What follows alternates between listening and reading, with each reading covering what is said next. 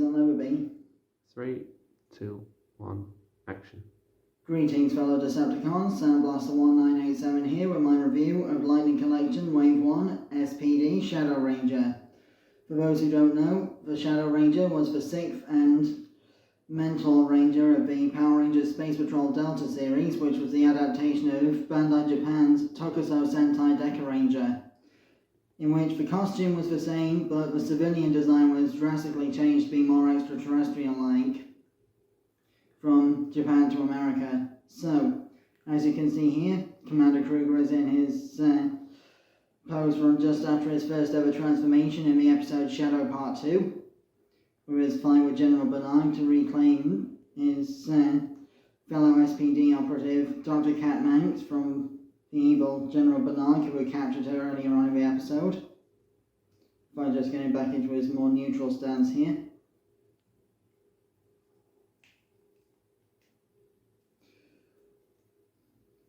Not messed around with his figure all that much, so joints on my copy are still quite stiff. As you can see, he's a fairly accurate representation of the Deca Master or S.P.D Shadow Ranger design, with the ears on the helmet for metallic blue colouring and a mostly black outfit. Although, because this is Wave 1 of Hasbro's Lightning Collection figures, there are some missing paint taps and quality control issues to be aware of in this figure, such as the shoulder S.P.D badges not being painted at all, and same with the S.P.D plate license badge thing here. Also, a sword is made of very flexible and pliable rubber plastic that can be, almost permanently warped and deformed if held in a squashed position for too long. So, for size comparison, here is the Shadow Ranger with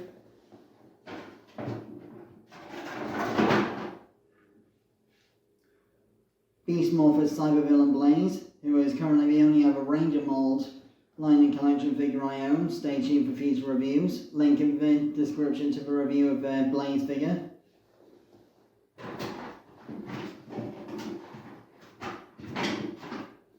And the Shadow Rangers Wave 1 Wave Mate, Mighty Morphin Villain Lord Zed. As you can see, Lord Zed is slightly taller because of the Z thing on the top of his head. So, articulation on this figure is pretty much standard for a Hasbro Lightning Collection figure, because of course with the Marvel Legends line and such like, Hasbro are well known for their articulated 6-inch figures by now. So, there's a ball joint at the head, which is somewhat restricted by the collar piece on the armour here. Universal shoulders with ratcheted up and down motion, and an in and out butterfly joint for further posability, although it is hindered again by this rubber chest plate armour piece. Bicep swivel, double elbow, wrist swivel, and a hinge on the hand piece to move it up and down for different poses. Ball joint in the torso, ab crunch. Nothing of a waist due to the way the belt is moulded. Universal hips. Thigh swivel, although it does disrupt the stripe paint on the right thigh to use the thigh swivel on this leg. The belt can also move around a little bit loosely. Then double jointed knee bend, somewhat restricted by the moulding of the armour on the shins.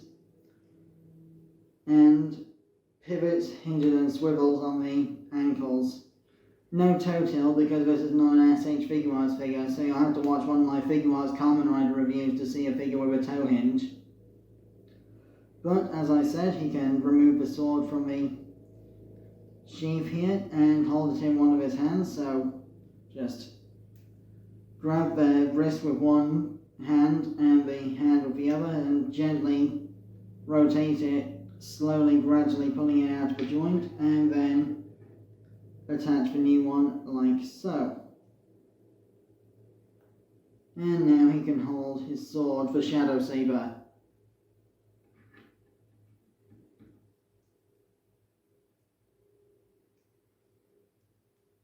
This hand here is specially designed to hold his S.P.D morpher, which on my copy is misprinted because Hasbro's quality control is not great in this wave. As you can see from this, the S.P.D morpher is misprinted, so that the printing is on the back rather than the front, because to be accurate to the show, the slider would have to be on the right side so that it's pointing towards the text, so that you can see what you're sliding the sliding rail up and down for different modes of the morpher's functionality between transformation, communication and judgment mode. It's a bit of a squeeze to get the morpher into his fingers, and you have to be careful to, get the rubbery fingers out of the way of the movement of the morpher as you're putting it in, but it is possible, in theory.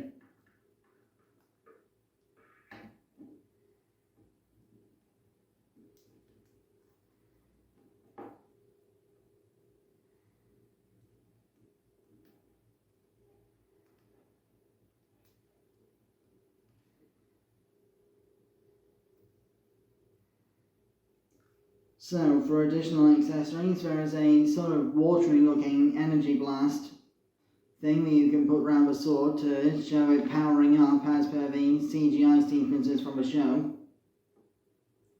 Shadow Saber, power up! If I can just get it around the sword blade correctly.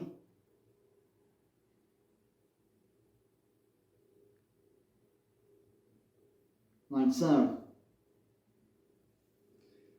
And in addition, he also has one closed fist for his left hand. The post-transformation roll call, 2 fingers hand for his right hand. The American figure's civilian head, and a neck extension for said civilian head. Even though his civilian head was only ever seen on the Shadow Ranger body during the end of the transformation sequence, because the helmet was the last part of him that attached in transformation. So, to swap out the head, just do the same as a hand swap, just gently pull it off the ball joint, then attach this neck extension over the ball joint like so, and then put the Doggie Cruger head over the top. Making sure that the pale part of the neck extension is pointing forwards, because that's the underside of his muzzle, like so.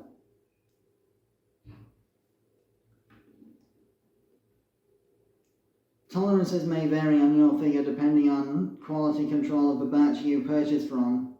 My copy seems to have got quite a few tight joints and a bit of missing paint, but nonetheless it is still a highly recommended figure, especially if you're able to customize it to correct the paint problems.